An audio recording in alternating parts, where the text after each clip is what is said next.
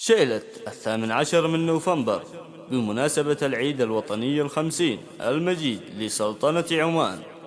كلمات الشاعرة العمانية فتحية الغسانية، ألحان وأداء المنشد اليماني سامي غالب.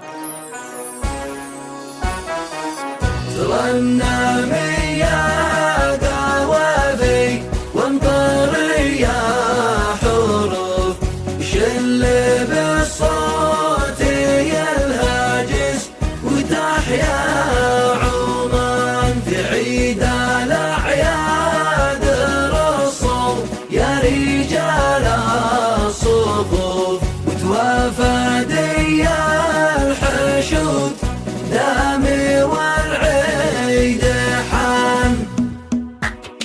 اليوم فرحة معانا دقدق يا دفوف، دندني يا قياثيري مع صوت دان. يا له يا له يا له يا له اليوم تحيا عمان. تلعلع الدور وتصفق معاها الكفوف ويبتسم يا عمان اليوم فوها الزمان. وكل الشعب الاسطوري وحيا الضيوف ذي شرفونا ولبونا وزاروا المكان. مرحب ملايين ومليارات وايضا الوف بمن لهم في المواقف قدر عالي وشان. معانا دقدق يا دفوف، دندني يا قياثيري مع صوت دان. خرجت روح الكرامه والشهامه لحوف، وذكر قابوس ما فرق دمي واللسان. تحيا عمان ساس المروه ومردم بابها والسقف، وهامة العز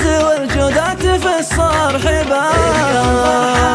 معانا دقدق يا دفوف، دندني يا قياثيري مع صوت دان. يا له يا له يا له يا له اليوم تحيا عمان. هيثم عمان بن طارق تشيله كتب، صار له فوق راس الشعب ارفع مكان. قايد محنا كما قابوس قاد الزحوف، احنا معه في الحرايب بنحط الرهان.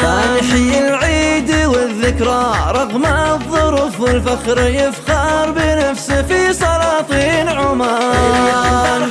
معانا دقدق يا دفوف، دندني يا قياثيري مع صوت دان. يا له يا له يا له يا له اليوم تحيا عمان. 50 عام في عيادنا من دون خوف، نفرح ونبهج ونقهر كل واطي جبان. يشوفنا اليوم من عينه بتقدر تشوف، ويسمع اليوم من عنده براسه اذان. والشعب والجيش في اعظم عيد اعلان، وقف لهانة عمان ولا قابوس الذل لها.